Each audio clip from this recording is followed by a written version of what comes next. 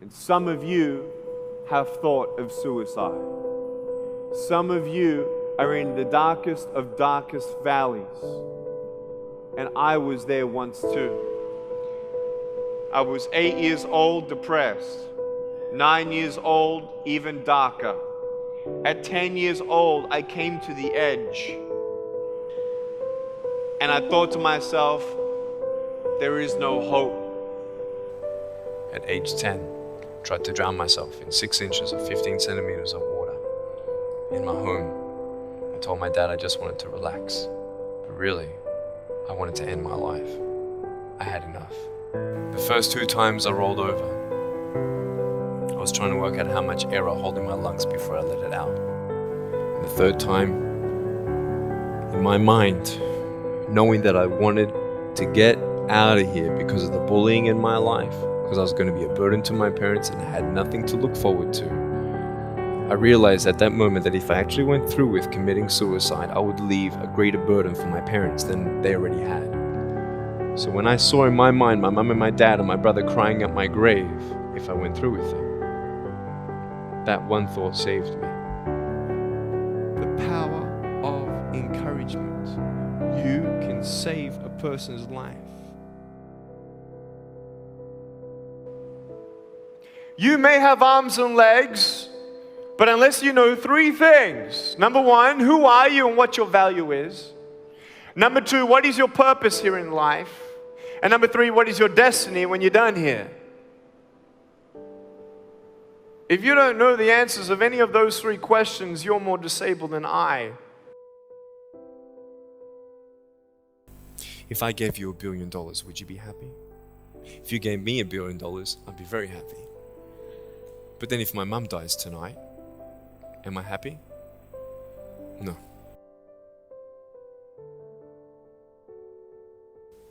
Life is worth living when you find purpose. Nick, I don't know what my purpose is. I don't know. My parents want me to do this. My teachers want me to do that. My friends think that I should do this, and I don't know what to do. And you're torn, man. You don't know what to do. You have to make important decisions, man. You don't know what to do. Who do you believe? Follow your heart. If that's who you want to be, if that's what you want to do in life, then walk to it. One day at a time. You got to come to the truth of knowing who you are and why you're here. William Barclay, he said, the greatest 2 days in anyone's life, the day you were born and the day you knew why. I know that there are 1 billion people going hungry today. I know that this year 1 million people will commit suicide. It's 1 every 40 seconds. I know today there are 120 million slaves, and I've met sex slaves.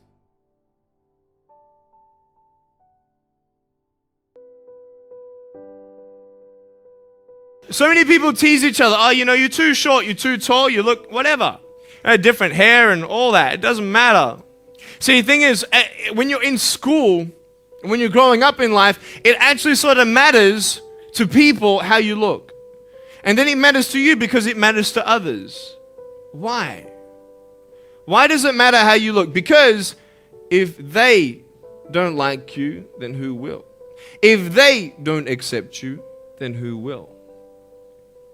I know so many teenagers who look themselves in the mirror and wish that they had a different body. I want to ask you, what are you going to believe? Are you going to believe in yourself? Are you going to believe everybody else's judgment on you? Are you going to believe people when they say that you're a failure? No one really likes you. No one really cares about you. That's what this world is. I want to look like her. If I was taller, shorter, smarter, more popular, whatever you want. It's not enough. And the fear that we have is that we're going to be alone. That we're not good enough. And we have to change ourselves. And so many people put me down and say, Nick, you look too weird and no one's really your friend and you can't do this and you can't do that. And I couldn't change anything. It's not like just fixing my hair one day and everything's fine. It's not like, just whatever. I couldn't change my circumstance. I couldn't just one day wake up and say, hey, give me arms and legs. I need arms and legs. But it was so hard because people put me down. And I started believing that I was not good enough. I started believing that I was a failure. That I'd never ever be somebody who people would like or people would accept. And it was so hard, man. I thought to myself, I can't go on the soccer field like everybody else, and I can't ride my bike, and I can't skateboard, and all these sort of things. And I started getting depressed. I thought, what kind of purpose do I have to live? I mean, are you just here to live to die? I mean, is there not a purpose for me? Is there not a purpose in life? And I had questions and no answers. And I asked my mom and dad, why did this happen? I asked doctors, why did this happen? They don't know. There are some things in life that are out of your control that you can't change and you got to live with. The choice that we have, though, is either to give up or keep on going.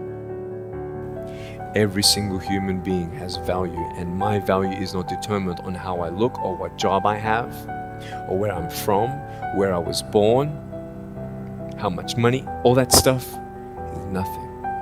And it's funny how the friends around you sort of determine who you are. You change yourself. You come to school. And everybody swore around me at high school, so I started swearing. Why? Because it's the cool thing to do. Everybody swears. So I don't want to be left out. And I want to be accepted, so I started swearing. You go to a party, everybody's drinking, so you drink. Why? Well, everybody else around me is doing a big deal. And you start losing yourself, and you start putting your security in temporary things. You start putting your happiness in things that won't last. You can get drunk all you like, but in the morning, you're going to be sober with a headache with the same problems. Nick, you're not good enough. Nick, just give up. Nick, you're never going to get a job. You won't get married. You can't even hold your wife's hand. What kind of a father are you going to be if you can't even pick up your kids when they're crying?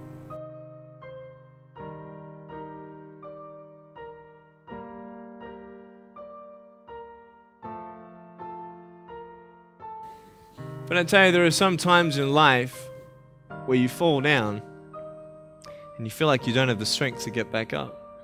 Because I tell you, I'm down here, face down, and I have no arms, no legs. It should be impossible for me to get back up, but it's not. You see, I will try 100 times to get up, and if I fail 100 times, if I fail and I give up, do you think that I'm ever going to get up? No. But if I fail, I try again and again and again. For as long as I try, there's always that chance of getting up. Does that make sense? And it's not the end until you've given up. And just the fact that you're here should persuade you that you have another chance to get back up. That we have a choice, either to be angry for what we don't have or be thankful for what we do have. You have a choice every day you come to school to either tease somebody, gossip about somebody, or you can go up to them and encourage them. There's still hope. I'm not here today to tell you that I understand your pain. I don't know how it feels to be abused. I don't know how it feels to feel, quote, fat and you've got an eating disorder. I don't know how it feels to have a broken home. But I just want you to know that it's not the end. It matters how you're going to finish. Are you going to finish strong? At age 10, I actually tried to commit suicide by trying to drown myself in my bathtub. And the only reason I decided to stay was because I didn't want to leave my loved ones with that pain. So I decided to give my broken pieces a chance. Man, am I glad that I'm still here. Today, I still have no arms, no legs. But everything's changed. When I'm 24 years old, 5-6 years ago, I was in California. And I never met anybody else like me. When I was 10 years old, I wish I would have met somebody like me. Never did.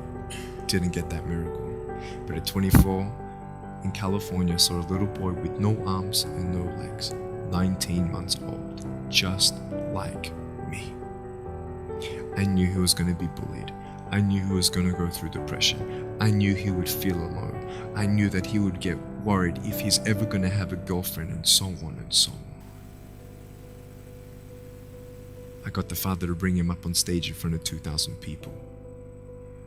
And everyone was crying. And it was a materialization of when you don't get a miracle, you can be a miracle for someone else. Think of the 3 biggest discouragers in your life. They're not your biggest discouragers. You are. But I hope you are inspired to know that if I can dream big, then so can you. There are no walls. Find your peace, and you'll make your walls doors.